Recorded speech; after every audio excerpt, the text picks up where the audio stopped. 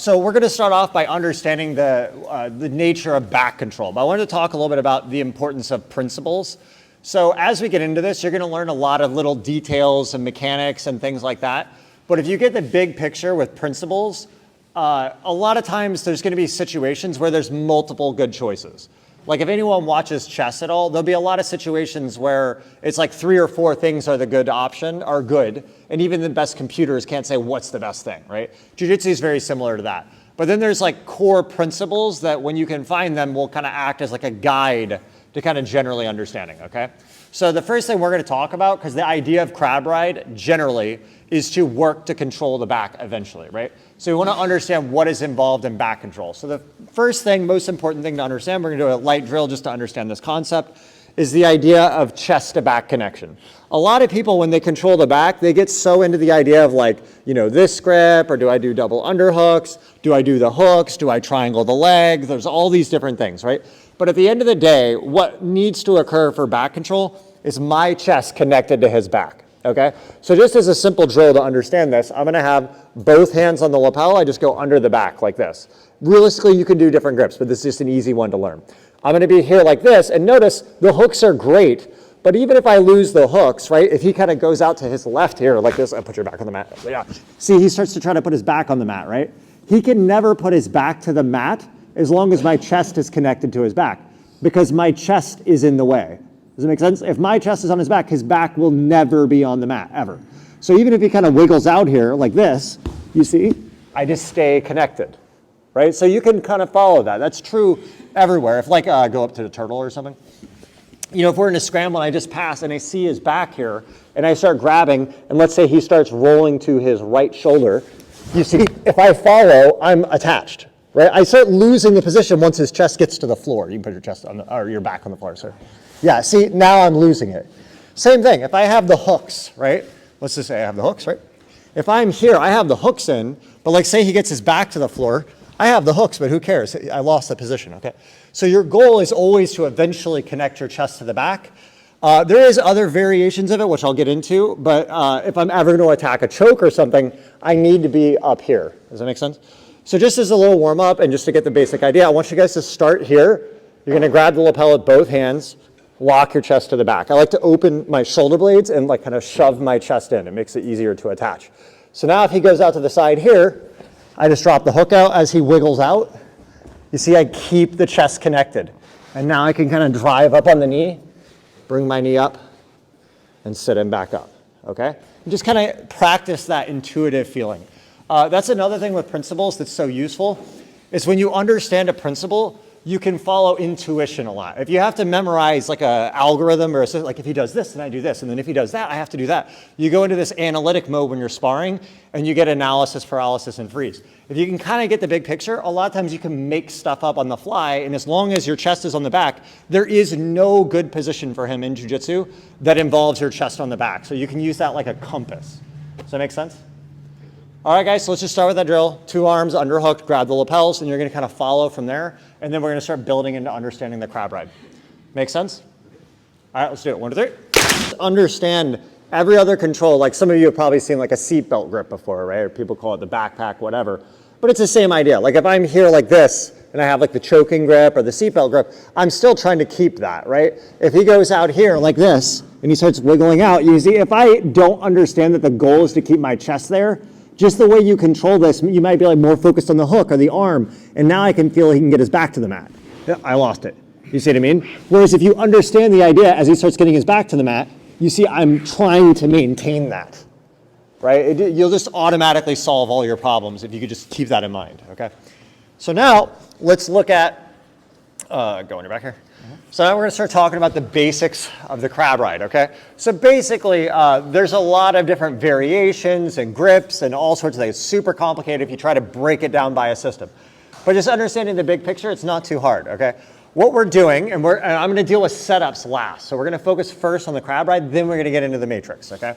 So the basic idea of a crab ride is what happens is like our opponent's on their back, okay? And we can get into it a lot of ways, but we're just gonna assume they're on their back now. And what I wanna do is work to their back. But the tricky thing is, as we said, I have to have my chest to his back. So we're pretty far away from that right now, right? His whole back, even his hips, are flush on the mat, so I don't have any access to the back, right?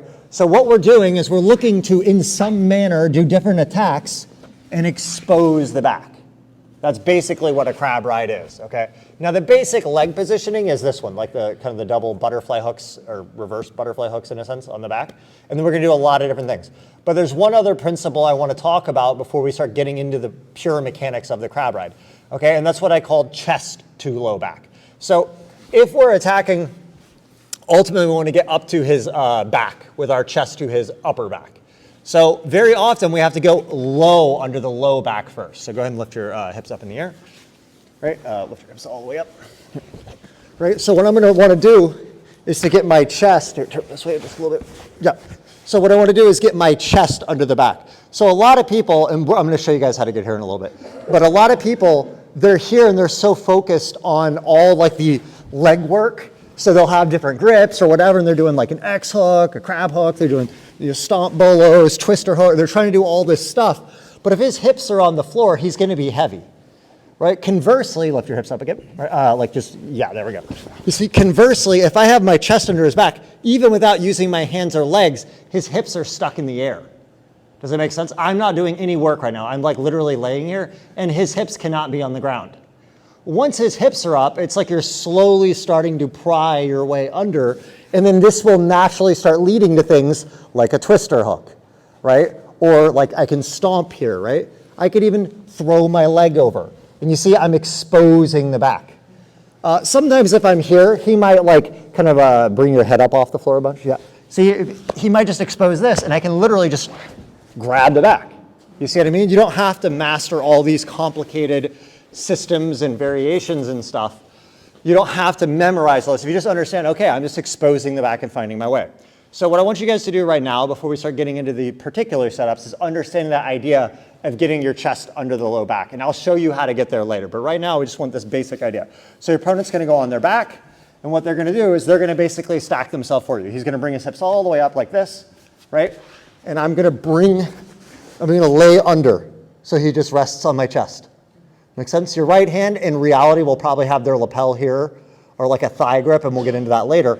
But from here like this, you see, I can easily bring my first hook in. And you see what I'm really doing is you just see him moving his hip out of the way and bringing the back to me, right? If I was here and he kind of like brought his head up off the mat or something, I can just kind of grab and peel, okay? What I'm trying to do is give you guys like more of a base structural understanding of the idea. And then as we do that, when I start showing you guys like little tricks and tools, you'll know you'll understand the base structure to lay it on top of. Does that make sense? Okay?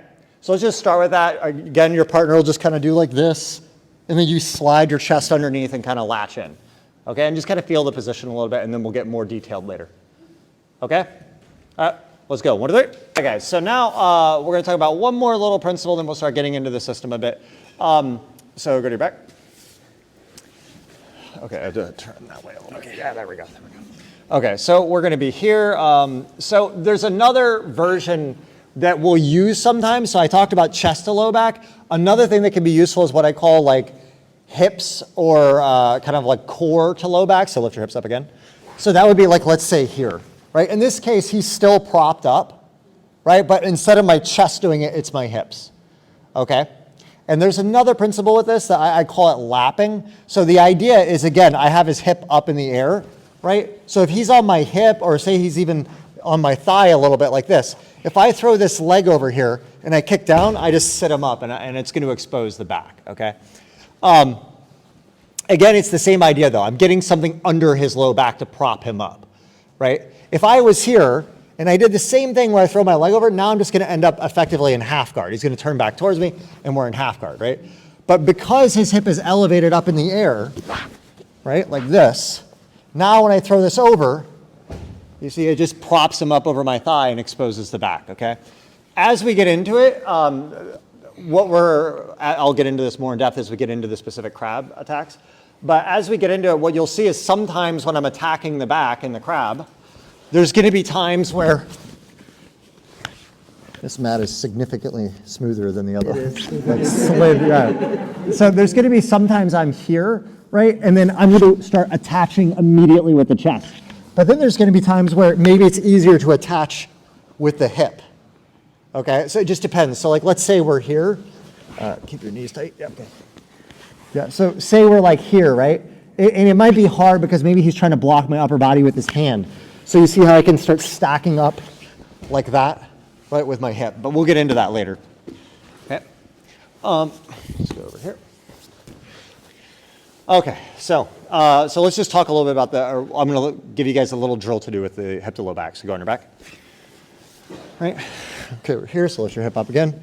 Right, so just going to put your hip underneath like this, right? And from here, I can do stuff like a twister hook, which you see the purpose of this is to just kind of stack them up and expose the upper back.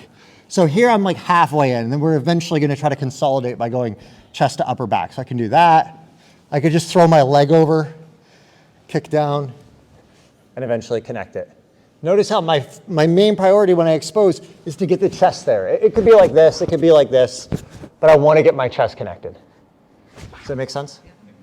Okay, guys, so I just want you guys to play with that idea of having the person propped up on your hip a little bit. Make sense? All right, let's go. 1, 2, 3. Just real quick, I wanted to talk about, because this will be a little bit difficult as you go in and stuff, right? The biggest thing to take away, again, is like the chest to back concept, because in every situation, there's going to be like 2 or 3 different possible things. And like when you guys were doing it, some people were trying to do the twister hook, and some people on bottom were like this. The uki were like this, right? And then others were like this. Or someone's like this, right? And the thing is, if I teach and I'm like, now if they do this, you got to do this. And if you do this, you got to do this. Then it's going to be like 100 variations. And then even within that, there'll be really odd ones that like a white belt might do that you just never think of. And then it'll make the thing not relevant. That's why you start with the principle first and then you work downstream from that, okay? I do the reverse engineering model because I start in the end point so you understand, well, if we were here, this is the basic idea. And then as you get further out, it becomes a bit more like kind of case by case, right? So we start with the end and we work our way there. That's why we're going to do the matrix last, because I want to understand you have decent back control and crab ride. Because all a matrix is a setup to the crab ride. Make sense? Okay, so we're going to do our first basic setup. So on your back here, this is actually going to be one of the easier techniques of the day. In this case, you can leave your hip on the ground. Good. Okay, so we're going to be here. So now we're going to start in the crab ride. So we're talking about base control. So we're just going to double grip the hip. I like to do it on one side. You can do both hips. We won't get so much into the differences, but I like both on the same side hip because I'm forcing his hip to face that way. So that one of the big things I want to do here is I don't want him to put this foot on the floor and turn his hip back towards me. That's really annoying when that happens. So I want to make sure that my left foot, Arash, you can go on that side if you need, yeah. Okay, I want to make sure that my left foot here can hook down on the bottom thigh. Because you see, if my left foot here is loose, you're going to go super slow. See how he puts it on the floor and turns back in? Then he's going to get, it's like makes it hard to expose the hip. So what I do is I pin right above the knee with that left foot, and I control his hips, and I want to lock my chest as close to the hips as I can here. Okay, so now when he tries to turn back with that, you see how I'm pinning it? It's very hard, right? Now from here, the first thing we're going to do is we're going to grab the far lapel with our top arm, and I'm going to try to turn him away with my top hook. You see I force him away? What I just did was I exposed his back. Okay, from here, I can just literally come up and grab the back, right? You don't need any of the fancy roll stuff. And honestly, as much as you want all the flashy, cool crab ride stuff that makes it fun to see, probably 80% of crab ride is that. It's just I get the crab ride, I turn them away, I take their back. It's nothing fancy, right? So, you know, just point of contact. You could be in like an ankle lock. So go ahead and sit up. Yeah, you could be like in an ankle lock and just push here. Grab. You see, this happens all the time. You think you're going to do the fancy thing and see right here, boom, boom, back, right? It's that simple, okay? So all we're doing now, he's going to be on his back. We're here. Okay, pin the bottom leg. When we're ready, I come across. I try to keep your feet like shallow. You don't want to go too far through. They might try to pull it through. I keep it like kind of hooked in like this, right? Pin that bottom leg, right? And now I go across and grab the far lapel. Pull tight, I expose, come up, and take the back. Make sense? Okay? And more important than just the details of the technique is like now that we started understanding the chest to back first, you understand the idea of it. It's like, okay, he's on his back, I have the hooks in, I'm going to expose his back and take the back. That's all you're doing. After that one, then we're going to talk about, okay, now he keeps his back flat. How do we then attack if he keeps his back flat? Make sense? All right, let's go. 1, 2, 3. Just a quick extra thing, just because I see some people struggling with this, is your start point be on your left shoulder, right? You don't want to be on your neck like this. This is very taxing to sit here like this, right? So you shouldn't have to use much flexibility to do this. See, I'm propped up on my shoulder. So I'm on my side, I'm on one knee, I'm on my shoulder. I have both hands on the hip. I come across and grab here. And once we turn him away, you know, I did it slow, but I really want to kind of snap him away like that. See how that exposes the back? And now I can come up here. And you don't have to roll back. Once I get my chest to the back, I just stay here, right? And then, yeah, see, now I can start trying to choke from here and build from here. And then if he, you know, tries to move in a different way, then maybe I'll set him up or something. But you're just trying to get your chest to the back, that's all. Okay? All right, guys? Do they understand how the crab hook tension works? So I mentioned it before, but let's go a little again. Back on. Yeah, so here, make sure you hold both hands on the hips. And the crab hook tension for me, like I know a lot of people talk about you need to be really tight. I don't feel like I need to be that tight. As long as I pin this here, I have this here. I mean, I'm reasonably tight, but I don't feel like you have to like squeeze as hard as you can because then you get really tense. You want to be kind of relaxed, right? So I'm just here. I pull the hip in close to me. I think it's a lot of arm. I pull the hips really close to my chest, right? Because I want to keep the hips close to my chest, right? So I pull through here, you see, and I keep that bottom leg pinned with the left one, right? If I squeeze my knees, right, and then he starts to turn in with that bottom leg, then it gets really annoying. When I pin this and now he turns in with the bottom leg, that's really hard for him. Now I come across here, and when I'm ready, I kick him away and come up and take the back. Does that make sense? All right.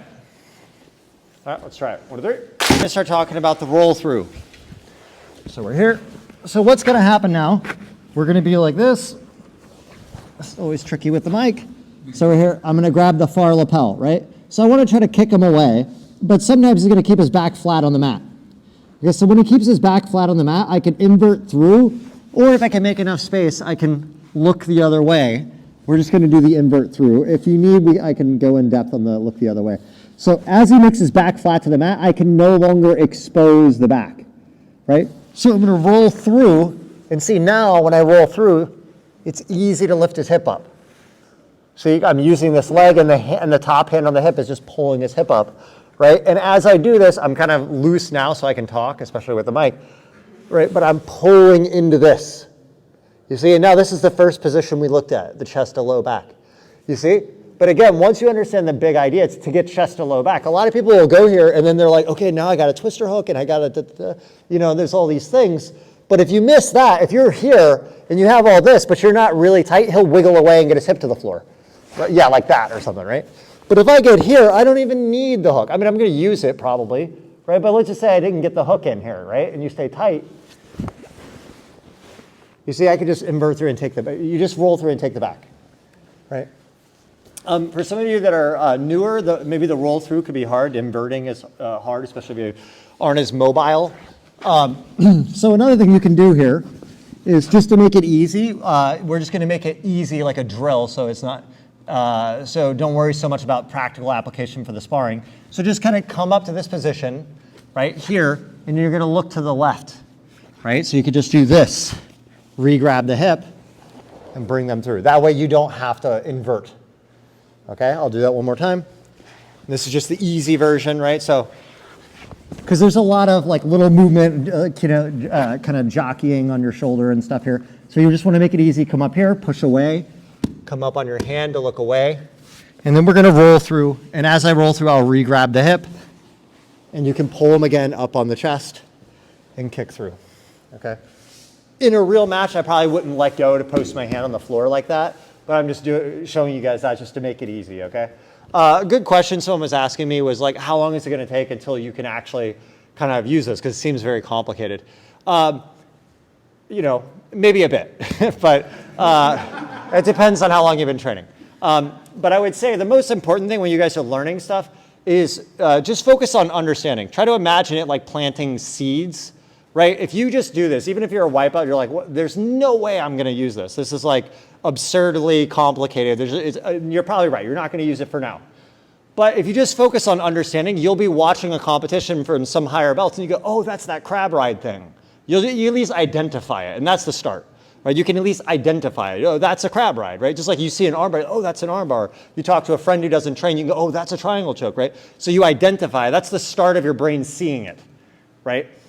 Then you understand the idea. Okay, I just got to get the chest to the back. He can't get his back to the floor. You'll be rolling, and those principles like start connecting other things. For example, you might be in closed guard, right? And then you just do this like classic, which even if you're new, you probably learned at some point. You drag the arm across and you take the back, right? But then you'll be here and you kind of get, oh, well, okay, I'm here. I see the back. I just want to try to get my chest there, And then say we're here, and now he kind of brings his hips up. We're in a crab ride here, effectively. You see what I mean? Like at some point they all connect. So if you just kind of like start tackling the problem from different angles and entry points, you're going to start to see everything kind of connects into one, right? You're going to be, okay, back control starts to turn into crab ride if they start escaping. If you ever see a truck roll, like some people do that where they're on top of half guard and they roll through, you're just turning it into a crab ride bolo. Bolo ends up turning into the same positions, right? So they're all kind of ambiguously connected. Okay, so one more time. We're here. Grab the lapel. You can invert through, or if you feel a little less comfortable, you can use our hand and come up here, grab the lapel, look through here, roll, and pull them up and take the back. Can you show the breaking through again? Yep. So we're here, right? Boom. Grab the lapel. We want to push, right? I can't do it, so I'm going to tuck my head. Right? You might need to go to the other side to see it. Okay, so I just tuck my head. And see, I want to really quickly, and I try to get under the low back so fast, I almost drive my head. I don't know where he went. I try to drive my head under, right, first. So like say his hip is just elevated just ever so slightly, like this. You kind of go with the head all the way in, right? You just need to see like just a crack of that hip coming off the floor, and you're just trying to get underneath to pry up so that it can't come back down. But if you don't try to get under the hip with something quick, then you're going to do all the leg and arm work, and their hip's just going to drop down. They're going to feel super heavy. Make sense? All right, any questions? How do you get yourself closer to the hip in the very beginning? You mean before I invert? Yeah. Yeah. So here, like this, I just pull like all the way in there. And on the next one I show, I'm going to be a lot tighter than the one I'm showing now. So here, I'm just pulling like this. Because once I latch in here, if he tries to get your hip back to the floor, it's super hard, right? And then I can work from there, right? I'm going to show that on the next one we do. Okay, so but I see I just pull in and latch my hip. It's so hard for him to get his hip back to the floor because my chest is locked in the way already. Go here, snap through and come up. Make sense? Right? I think in general that I know not to get too off topic, but using your chest is a huge thing in jiu-jitsu. Like for side control, for mount, for passing, for posture. It's just this like pressing the chest out, this like tough gym bro guy type thing, where you're like doing this like all the time. I'm doing that. When I'm in mount, I'm using my chest pressure. When I'm passing, like if I'm in De La Haven, someone pulls on the collar. If they pull you here, it's hard. If you have this, they're like pulling this. So I'm always doing that. It just tends to be a pattern I see everywhere. When I'm back, like when I pull this in, I like lock the chest in and then you go. Okay? All right, let's try it. 1, 2, 3.